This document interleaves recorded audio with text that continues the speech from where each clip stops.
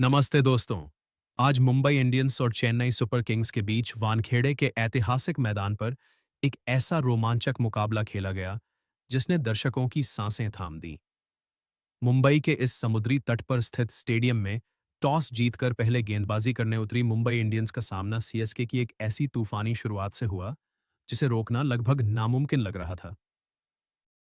चेन्नई की ओर से कप्तान ऋतुराज गायकवाड़ और संजू सैमसन की सलामी जोड़ी मैदान पर उतरी। मुंबई की कमान संभालते हुए दुनिया के सबसे घातक गेंदबाज जसप्रीत बुमराह ने पहला ओवर डाला, लेकिन अपनी पांचवीं गेंद पर वे लाइन लांघ गए और अंपायर ने नो बॉल दी। संजू सैमसन ने इस मौके को भुनाते हुए अगली ही गेंद पर कवर पॉइंट के ऊपर से दिलकश चौका जड़कर अपनी पारी का आगाज किया। पूरे स्टेडियम में सीएसके के नारों की गूंज से मुंबई जैसे दहल उठी थी। पावर प्ले का रोमांच और झटके। आईपीएल 2026 के इस 33वें मैच में हार्दिक पांड्या ने टॉस जीतकर पहले गेंदबाजी का साहसी फैसला लिया था।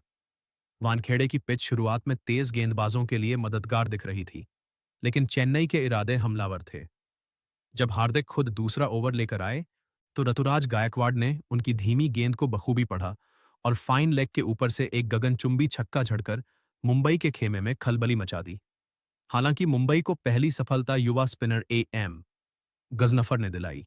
उन्होंने अपनी रहस्यमयी कैरम बॉल पर गायकवाड़ को नी 22 रन को छकाया, जिनका कैच बाउंड्री पर तिलक वर्मा ने बड़ी सफाई से लपका।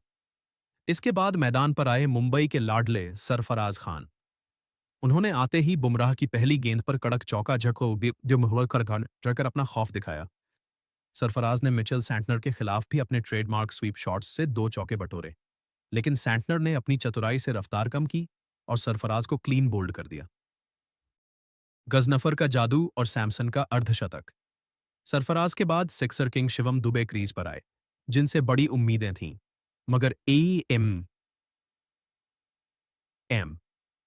गजनफर आज अलग ही मूड में थे। उन्होंने एक तेज और सटीक कैरम बॉल पर दुबे 5 रन के स्टंप्स बिखेर दिए।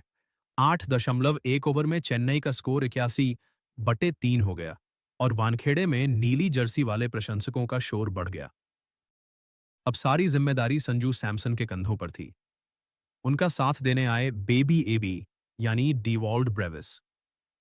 ब्रेविस ने सैंटनर के एक ही ओवर में 2 विशाल छक्के झड़कर इरादे साफ कर दिए।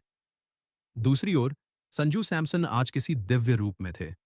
उन्होंने हार्दिक पांड्या के ओवर में लगातार बाउंड्री बटोरी और महज 28 गेंदों में अपना शानदार अर्धशतक पूरा किया। हालांकि अश्विनी मूविंडिंग के दे अश्विनी कुमार की एक शॉर्ट पिच गेंद पर ब्रेविस ने अपरकट खेलने की कोशिश की और बुमराह के हाथों कैच आउट हो गए। डेथ ओवरों में सैमसन का तांडव। 15 ओवर के बाद चेन्नई का स्कोर 149/4 था। संजू सैमसन और युवा कार्तिक शर्मा क्रीज पर डटे हुए थे। 17वें ओवर में बुमराह वापस आए और उन्होंने कार्तिक शर्मा 18 रन को पवेलियन का रास्ता दिखाया। इसके बाद जेमी ओवर्टन ने आकर अश्विनी कुमार के खिलाफ कुछ आक्रामक शॉट्स और एक प्रचंड छक्का जड़ा, लेकिन वे भी 15 रन बनाकर नमन धीर को कैच दे बैठे। ऐतिहासिक शतक और विशाल लक्ष्य। अंतिम ओवर में सारा रोमांच संजू सैमसन के इर्द गिर्द सिमट गया, जो अपने शतक के करीब थे। आखिरी ओवर लेकर आए युवा कृष्ण भगत। सैमसन ने पहली ही गेंद पर मिड विकेट के ऊपर से खौफनाक छक्का जड़ा। चौथी गेंद पर एक और आसमानी छक्के के साथ चेन्नई ने 200 का आंकड़ा पार किया। अंतिम गेंद पर जीत के लिए नहीं, बल्कि सैमसन को शतक के लिए 3 रनों की जरूरत थी।